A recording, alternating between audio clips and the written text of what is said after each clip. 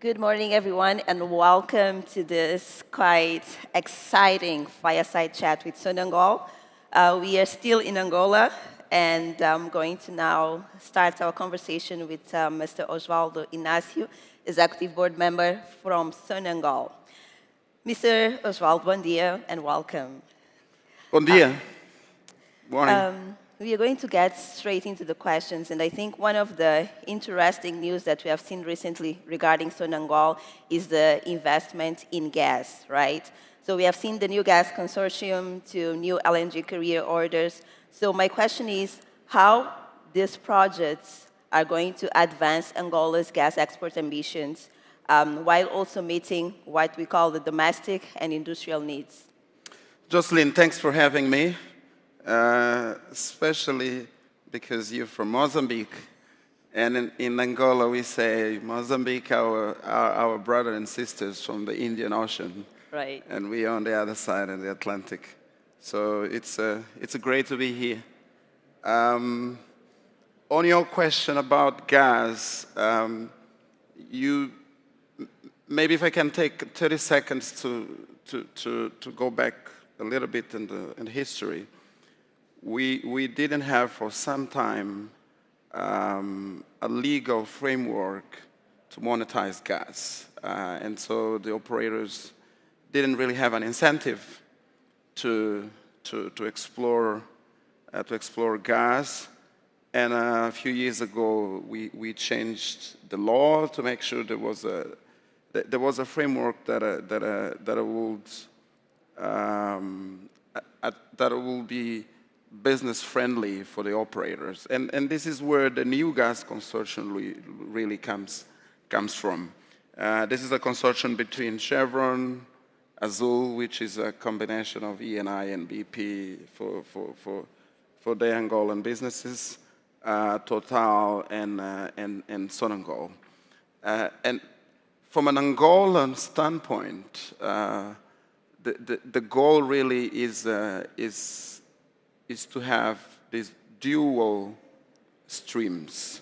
In one side, we obviously need the revenue coming from export of gas, right? And on the other side is to help drive industrialization, like the fertilizers plant that is under construction, under development today, needs lots and lots and lots of gas, right? And so the idea for the new gas consortium is really to kind of fulfill that dual mandate from a pure Angolan perspective. Obviously, for our partners in Angola, they're looking at it from a pure business standpoint, but it has Sonangol, and from an Angolan standpoint, that's how we see it. Okay. And it's quite interesting how Angola is quite intentional, and they have managed to, to establish a proper framework so that we could actually advance also that stream. So going back to the traditional blocks, we have seen recently on the news the extension of the blocks 15 and 17. And my question to you will be, what do these deals mean to Angola's production outlook, right? And what kind of developments can we expect from these assets? As you know, Block 15 and 17 are two of the most prolific assets in the country, right? So making sure we renewed those agreements is really to make sure we have predictability of production.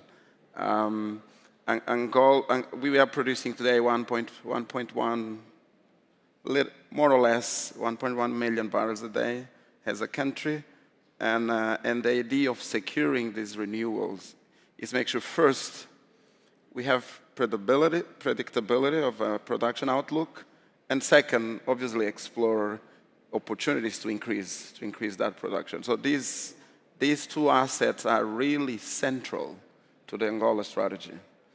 Okay. Still on this, and one of the things that were mentioned during the Angola Oil and Gas Conference this year, Sonangol actually made a bold announcement that is now going to drill an exploration well in Block 24 in Kwanza Basin. So can we have an idea in terms of timeline, expectations? Because we are all quite excited. We were quite excited when we heard that in the conference. So can you please just share this idea in terms of timelines and what are the expectations from this campaign? Sure, sure.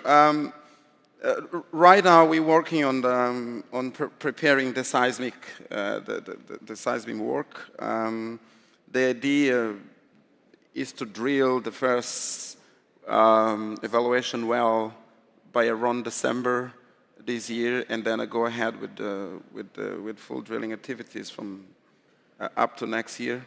So we putting a lot of eggs on Block 24 because there's the opportunity for us to see additional resources in the pre and post-sal segments of the basin. So it's a very important asset for us, and we're doing everything we can to meet those targets and timelines. That's very great. As you can see, Sonangol is really working to make sure that they continue to support the existing production and actually they increase the production in the upcoming years. So moving a bit on the value chain, now talking about the recently inaugurated Cabinda refinery, the Lobito refinery that is currently under development. The question is, how is Sonangol positioning itself to add more value locally and also to support reducing the reliance on importing fuels? Yeah, that's a key question. As I mentioned yesterday in another session, we have 4 priorities: upstream, petrochemicals, gas, and critical minerals. And the Cabinda refinery is within that petrochemicals pillar. Just to put it in perspective, it's the first refinery that was built from the ground since independence. Wow. So for us, is a very proud moment to have it done. It's phase 1 now done, and we're going to phase 2 as soon as possible next year. The production capacity, when those 2 phases are concluded, will be 60,000 barrels a day. But the cornerstone in our refining strategy is really Lobito. As you mentioned, 200,000 barrels a day of production capacity. We working through now all the details that are around financing, around modeling, and all of that. At the same time that the construction for the civil part of the project is ongoing. We working on attracting partners that can do the project with us. But with or without partners, the project will be delivered, and that just goes back to our ambition to be self-sufficient when it comes to refining crude into refined products and sustain the consumption in the country. The idea is to get to a place where we are refining up to around 400,000 barrels a day, combining Luanda, Cabinda, and Lobito. And that's a very important project for us. So we're putting a lot of effort in making sure it gets done.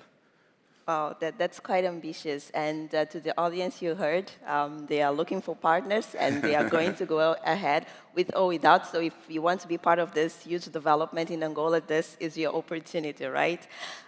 We are almost up with the time, so just one last question, Mr. Osvaldo.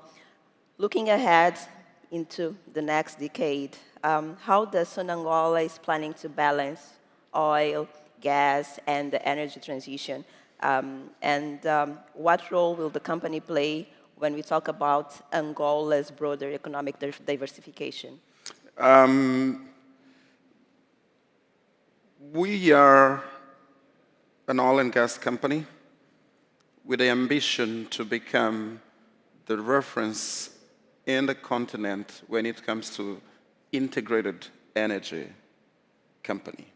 And we're making that journey in becoming an integrated energy company.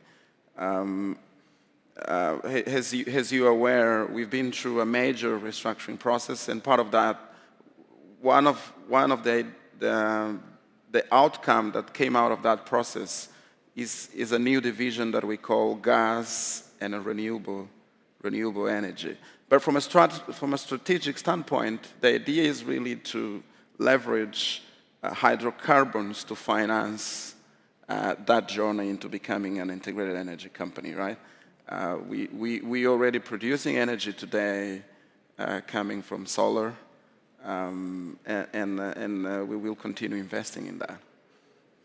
All right, right on time. Thank you so much, Mr. Osvaldo, for your insightful points and perspective, and for sharing the ambition that Sonangol has. And to all the audience, please help me just appreciate Mr. Osvaldo for his answers and perspectives. Let's give him a round of applause, please.